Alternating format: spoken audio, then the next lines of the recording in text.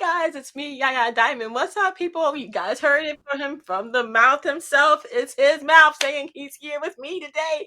I want to welcome Roland Zimany to the show. Let me tell you something. He wrote a book, and I have the book right here. It's called Sermons with Insight. And let me tell you something.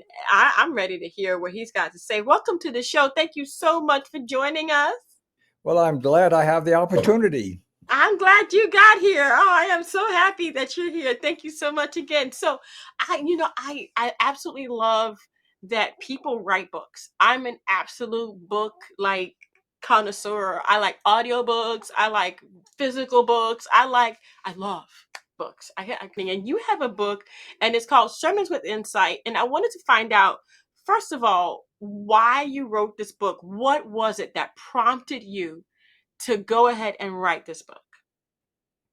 Well, you're asking a reasonable question, but it was a collection of sermons over Mm, a number of years. I preached sermons. Many of them were written out. I thought these are pretty good sermons. I got some comments from the congregation that endorsed the fact that they were pretty good sermons. So I thought, why not put them together in a collection of sermons? And mhm. that's what it's called, Sermons with Insight. And it's just uh, a collection of sermons for different times of the church year. Um, Mhm. so that's what you get. Wow. So the word insight in the title suggested like a deep spiritual insight or concept of preaching, and why is it essential for modern listeners today? I mean, what is it that we're going to get from this? Each sermon will be different. Hmm. Readers would get, depending upon whether the sermon deals with something that they're interested in or involved with, they'll get some thoughts about how to deal with it or why it needs to be dealt with in a certain way. It's not something that I can generalize on because there Right. are lots of different sermons. I gotcha. I gotcha. So these are your sermons, am I correct? Oh yes. Sweetness, sweetness. So what prompts you to do a sermon? What is it, an inspiration from what is going on in the world? Is it something that you figure your maybe your congregation is going through? Oh well, what prompts me to do it is because I'm a pastor of a church and I've got to give a sermon every Sunday, and so what the sermon deals with is usually the assigned scripture readings for the Sunday, and Okay. in Lutherans you get three different choices for that. Mm-hmm. So I put together something that I think is appropriate uh, for my congregation at that particular time. That's sweet. That's good. So there's like, because I'm not Lutheran, so I don't know. I mean, so you have an assigned sermon every Sunday that you have to do or you have to speak on. Is that kind of cool to actually have that? Do you get through the Bible? Do you get through the entire scriptures in one year? And I mean, is there something new every single time? Yeah, so something new every single time. Um, the assignments don't get me through all of the scripture in a year, but Mm. that doesn't matter. We get through a lot, both as I said in Old Testament and New Testament categories. I figured out that, preachers and pastors are very special people. Very special. They have a heart for their congregation. They have a heart for the people that come in, and literally their heart bleeds for them. Like they want them to be the best, to have the best in life. So are your sermons geared towards like maybe spiritual enlightenment, spiritual advancement, and people to maybe reach a different level of spirituality that they're not at today? Yes. Awesome, awesome. So tell me, like, what is it that you really want for your congregation that's in this book? That I know you can't generalize it, but there's got to be some kind of a connection between all of these sermons in your book. Like, where is it going for people? No, I can't answer that way. I don't think it goes for people in the same way. Uh, Mm, Different people read the book. Uh, it apply, different sermons apply to them under their circumstances in life, and hopefully it it directs them at that particular time in those particular instances of their life. Um, maybe how to think about it or how to move in a better direction. but that's about all I could I say. got You know. no, and I understand. I totally get it because like you varied it so good and so much that everybody can get something from it at varying points of their lives, of their circumstances. But what touched you the most? Which one of these sermons is your favorite that touched you the most? I can't answer that. I, Ah, I don't know that I have a favorite sermon. I gotcha. I gotcha. But they're all important. So tell me, like, what was your process by putting this together? Because how many years have you been doing this? I can't say for sure how many years the sermons in the book cover. There was more Hmm. than 1 year. Let me throw out the number. It's 10 years. So Wow. over the time I was a minister at the church and Hmm. put together this book of what I considered the best sermons I had during that time period. That is so cool. That is so that you saved these sermons and you wrote them down and you put them in the book Yeah. over a 10-year period. Do you know how much dedication that takes to actually do that?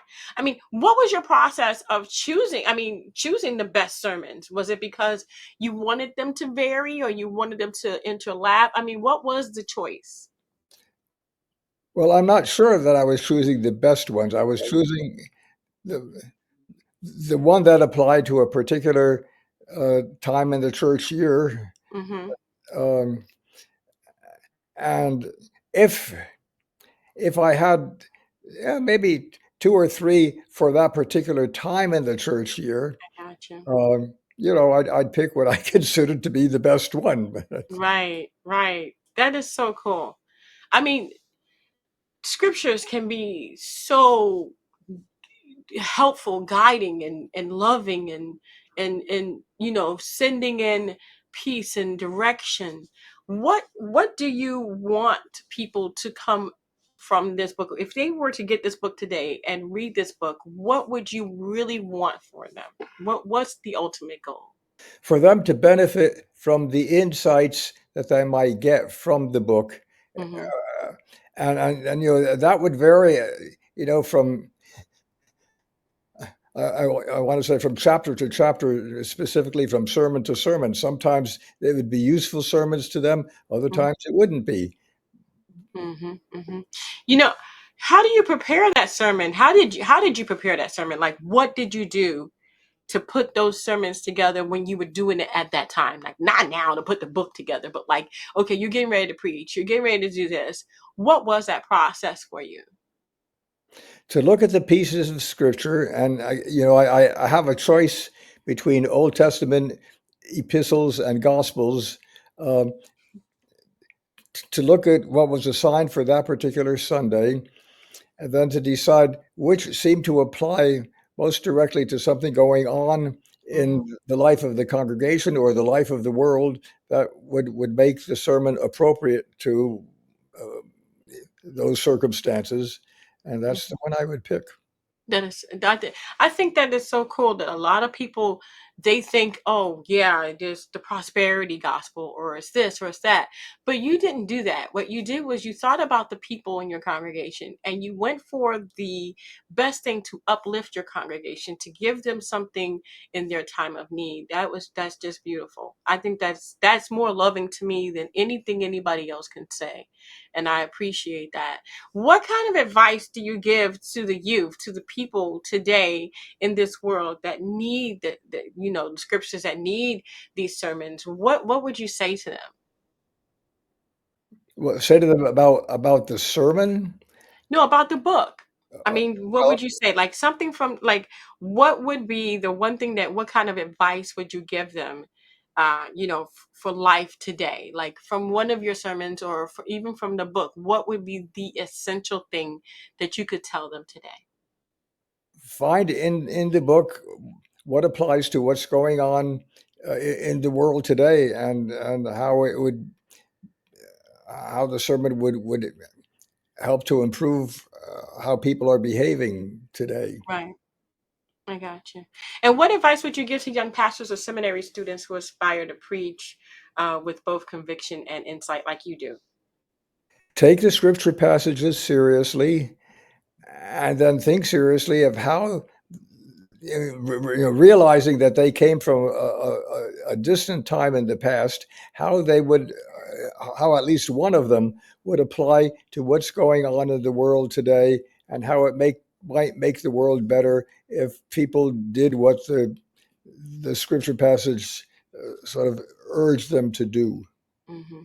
Yeah, I got you. I got you. Where can people find you? Where can people engage with you? Well, I didn't quite understand your question. So, like, where would people find you? Where would people find the book? To maybe purchase the book, or even like go and find the book. And do you have like a Facebook page or someplace where people can engage with you? Is it on Amazon, or is it on Barnes and Nobles? Is it online for purchase? Oh, yes, it is. It is on those places. Awesome, awesome. So we're going to put the link in the description box so that people can actually find it. That is a good thing. That is a good thing. I want to thank you so much, Roland, for being on the show. Also, you guys need to go ahead and check this out, because listen, the scriptures can be amazing and they can help you so very much. And I know that he has put his heart and soul into sermons with insight for you. And these sermons, they, like he said, they really can't be like nitpicked. You just got to do and read it and see which one applies to you at any given time. And I want to thank you, Mr. Zimany, for being in the show. Thank you so much. Thank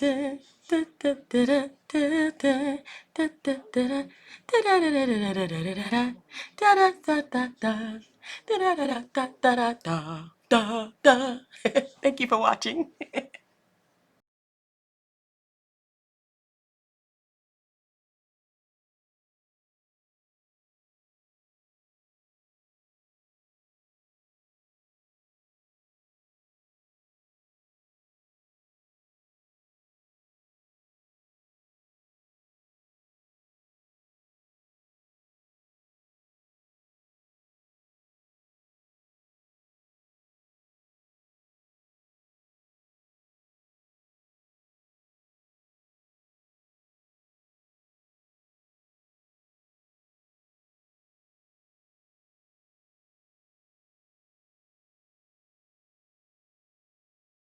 Well, I'm glad you invited me.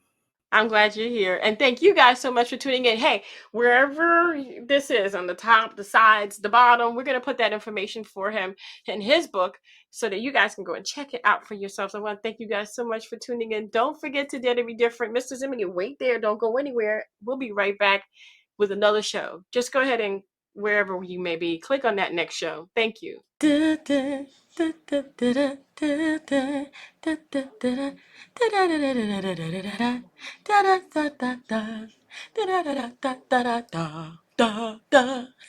you for watching.